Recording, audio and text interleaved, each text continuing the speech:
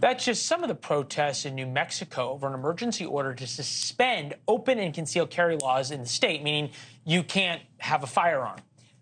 Legally, of course, all the criminals will still have firearms. The governor cited recent shootings of young children and called guns a health emergency. Obviously, there's a lot of folks not too happy about that. Albuquerque sheriff is one of them. He says he won't enforce the ban because it's unconstitutional.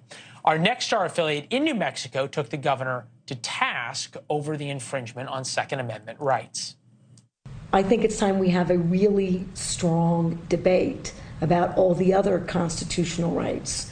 No one right now in New Mexico, and particularly in Albuquerque, is safe in a movie theater, at a park, at a school, at a grocery store. I think it's time to talk about the absoluteness of the discussion and the current court actions that suggest that the Second Amendment is an absolute right and none of the others are. Robert Patillo is here, civil rights attorney. Okay, we can all agree that the Second Amendment is not an absolute right. There are restrictions on it. I'm wondering here if we're going to go down the route of being able to infringe on constitutional rights for health emergencies, how this would be if all of a sudden you wanted to say, well, we no longer have to have probable cause to stop people and pull cars over and search them.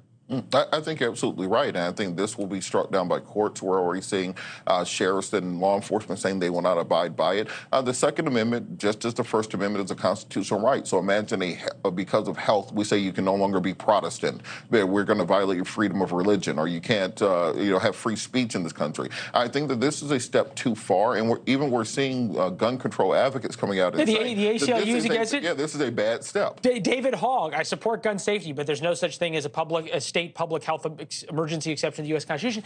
I'm wondering why a Democratic governor, I guess what? It's a publicity stunt. It's just a way for her to sort of ingratiate herself to the progressive left? It's a way to get headlines. Remember when Gavin Newsom proposed the 28th Amendment randomly that he knew would never go anywhere? Yeah. But it got a couple of headlines. In this case, this puts this governor on the map. But in reality, this gives more ammunition to the other side, because the people who are advocating for reasonable gun control, for reasonable measures on background checks and on raising the legal limit age to buy firearms, now the people who are on the fringe on the other side can see, aha, we told you. What they really want to do is come directly after all your rights. They want to come after your constitutional rights, and because of that, it makes it harder to come to a middle ground where we can get legislation passed.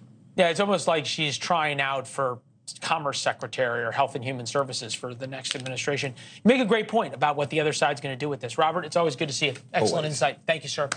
All right. Thanks for watching. Go to newsnationnow.com to find NewsNation on your television provider. And don't forget to subscribe. Click the red button to get more of NewsNation's fact-driven, unbiased coverage.